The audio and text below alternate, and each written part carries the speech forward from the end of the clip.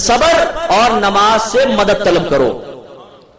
صبر خدا نہیں، نماز خدا نہیں، یہ غیر اللہ ہے، غیر خدا ہے. اور آپ کا رب آپ سے فرما رہا ہے وَاسْتَعِينُوا بِالصَّبْرِ وَالصَّلَاةِ، نماز اور صبر سے مدد طلب کرو. بتائیے کہ قرآن شرک مٹانے کے لیے آیا ہے کہ شرک کی ترغیب دینے کے لیے آیا ہے؟ مٹانے کے لیے آیا ہے. اور اللہ کی حکمت کے قربان جائیے. اِيَّاكَ نَعْبُدُ وَإِيَّاكَ نَسْتَعِينُ، جس لفظ جن حروف اصلیہ سے نستعین کو بیان فرمایا، آگے اسی خیال کے رد کے لیے اللہ نے وَاسْتَعِينُوا بیان فرمایا ان حروف اصلیہ کے ساتھ، تاکہ وسوسہ شبہ پیدا نہ ہو جائے. یہ حکمت ہو سکتی ہے اللہ تعالیٰ کی. لہٰذا غیر اللہ سے مدد مانگنا اگر صحیح عقیدے کے ساتھ ہو تو اس میں کوئی حرج نہیں ہے، اس سے کوئی شرک ثابت نہیں ہوتا. صحیح نظریہ بس یہ ذہن میں رکھیں کہ اللہ تعالیٰ سے مدد طلب کرنا افضل ہے، اولا ہے. اللہ مدد کرنے والا ہے، اسی کے دست قدرت میں پوری کائنات کے خزانے ہیں، وہی سب کا ملجا ہے، وہی ماوا ہے، وہی سب پر کرم نوازی فرماتا ہے. پوری کائنات میں خزانے رزق وہی تقسیم کر رہا ہے. لیکن اس کی ایک عادت کریمہ ہے کہ جب بھی کسی کو کچھ دیتا ہے تو بغیر وسیلے کے نہیں دیتا. میں ہمیشہ کوشچن کرتا ہوں کہ مجھے ایک ایسی چیز کا نام بتا دیں جو براہ راست اللہ تعالی کی طرف سے آپ کو مل گئی ہو، اللہ نے اس کو آپ کو عطا کرنے کے لیے کوئی وسیلہ مقرر نہ کیا ہو. کوئی ایک چیز کا نام بتائیں. ہر چیز کے لیے ایک دوسری چیز وسیلہ بن رہی ہے. آپ کائنات میں آئے، ماں باپ وسیلہ بن گیا. آپ کی پرورش ہوئی، ماں کا دودھ وسیلہ بنا، پھر روٹی غذا دیگر وسیلہ بن گئی. ہر چیز کے لیے اللہ نے ایک وسیلہ قائم کیا ہے. تو اللہ تعالیٰ کسی وسیلے کا محتاج نہیں، لیکن اس کی عادت کریمہ ہے کہ وہ وسیلے قائم فرماتا ہے. تو وہ غیر محتاج ہو کر وسیلہ قائم کرے، اور ہم تو خود محتاج ہیں. اگر ہم سنت الہیہ کی نیت سے کوئی وسیلہ قائم کریں تو یہ شرعاً کیسے غلط ہو سکتا ہے؟ اس لیے یہ عقیدہ ہونا چاہیے کہ دینے والی ذات اللہ کی ہے، اور انبیاء علیہ السلام، اولیاء کرام، صحابہ کرام اس اللہ تعالیٰ کی عطا کی راہ میں ایک وسیلہ ہیں اور وہ ہمیں عطا فرما رہے ہیں. اس عقیدے کے ساتھ اگر کوئی طلب امداد کرتا ہے اس میں کوئی شرک کا شائبہ نہیں، کیونکہ وہ اس مخلوق سے حقیقتاً نہیں مانگ رہا بلکہ اس مخلوق کو وسیلہ بناتے ہوئے اپنے رب سے طلب کر رہا ہے.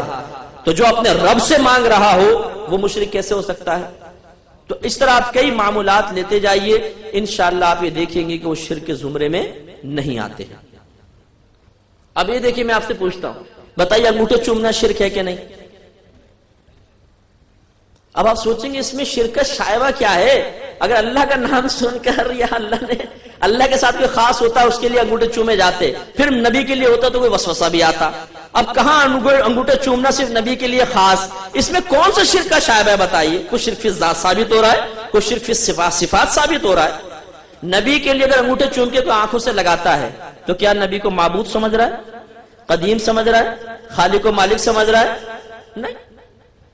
کیا وہ کسی صفت کے اندر کوئی اللہ کی شرکت کر رہا ہے جو اللہ تعالیٰ کی صفات جن خوبیوں سے متصف ہے وہ یہاں ثابت ہو رہی ہے؟ نہیں.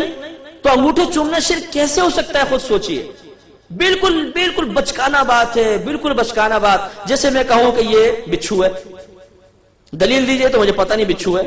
ارے بھائی ایک چیز تو یہ کہاں موبائل کہاں بچھو، آپ بالکل الٹا سیدھی بات کر رہے ہیں. تو یہ مطلب ذرا سوچنے والی باتیں ہیں کہ شرک اتنا آسان نہیں جتنا ہم کہہ دیتے ہیں. مشرک بننا اتنا آسان نہیں جتنی جلدی سے ہم بنا دیتے ہیں. الحمدللہ ہم مسلمان ہیں، مسلمان گھرانے میں پیدا ہوئے، ہمیں شرک سے شدید نفرت ہے. مشرک قطعی جہنمی ہم مانتے ہیں، بالکل جہنم میں جائے گا. اگر توبہ کیے بغیر مر گیا تو کبھی اس کو باہر نکلنا نصیب نہیں ہوگا. لیکن واقعی مشرک کو، مسلمان کو نہیں. یاد رکھیے اگر کسی مسلمان کو مشرک کہہ دیا تو نبی کریم صلی اللہ علیہ وسلم ارشاد فرماتے ہیں، مسلم کی روایت ہے کہ جس نے کسی مسلمان کو کافر کہا اور وہ کافر نہ ہو تو یہ کفر کہنے والے کی طرف لوٹ آئے گا، وہ خود کافر ہو جائے گا. علماء نے فرمایا اس حدیث کو اس کے ظاہر پر معمول کرنا واجب ہے. اگر آپ نے کسی کو کافر کہا تو آپ بھی کافر ہو جائیں گے. کیوں ہو جائیں گے اس کی لاجک آپ کو بتا دیتا ہوں، اگر ذہن میں رہے تو بہت اچھا ہے.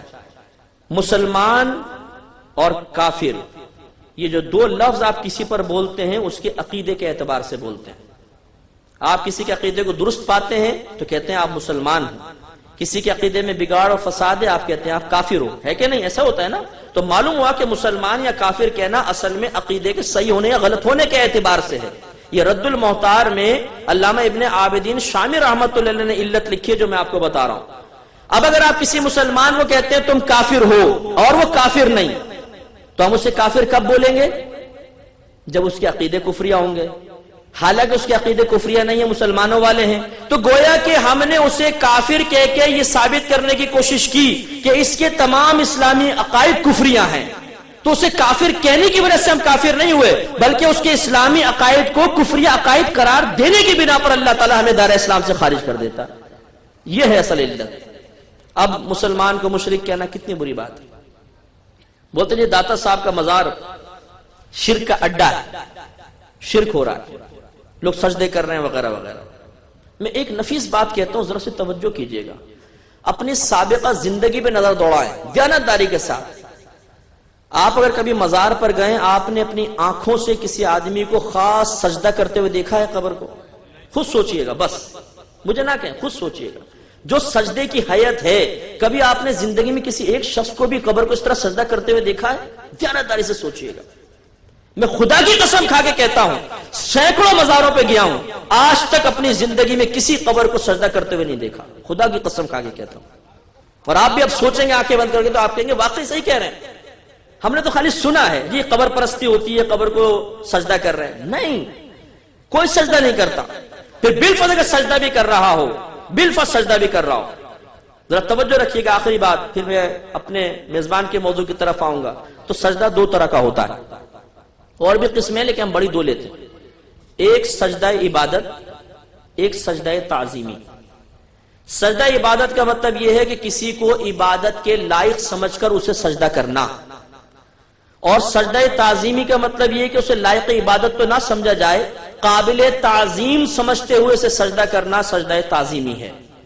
ہمارے مذہب اسلام کی تعلیمات کے مطابق سجدہ عبادت کفر و شرک اور سجدہ تعظیمی حرام اور گناہ کبیرہ ہے، لیکن آدمی کافر نہیں ہوتا۔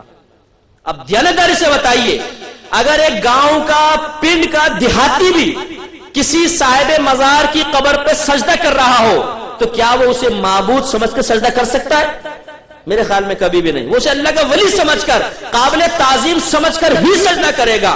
کوئی بھی ایسا نہیں ہوگا کہ لائق عبادت ہے اس کو سجدہ کر رہا ہوں۔ میں سمجھتا ہوں مسلمان کے ساتھ یہ بدگمانی بالکل غلط ہے۔ یہ ہو ہی نہیں سکتا کہ کوئی مسلمان یہ سمجھے کہ یہ لائق عبادت ہے اس کو سجدہ کرو بھائی، ایسا نہیں ہو سکتا۔ لہذا زیادہ سے زیادہ آپ یہ کہہ سکتے ہیں کہ یہ حرام اور گناہ کبیرہ کا مرتکب ہے۔ اب بھی اسے کافر کہنا کیسا ہے؟ غلط ہے کہ نہیں؟ اب وہی مسلم کی روایت، اگر اب وہ صرف سجدہ تعظیمی کر رہا ہے اور آپ نے اسے کافر کہہ دیا تو وہ تو کافر نہ ہوا، آپ جو تقوی کے پیکر بنے ہوئے اور آپ کو تقوی کا ہیضہ ہو گیا، ملیریا ہو گیا، آپ کافر ہو جائیں گے۔ عباس کہتے ہیں نہیں ہم نہیں مانتے یہ تقسیم، بس ہم نہیں اس کو لیتے، بس جو سجدہ کر رہا ہوگا ضرور کافر ہوگا۔ ہمیں کیا پتا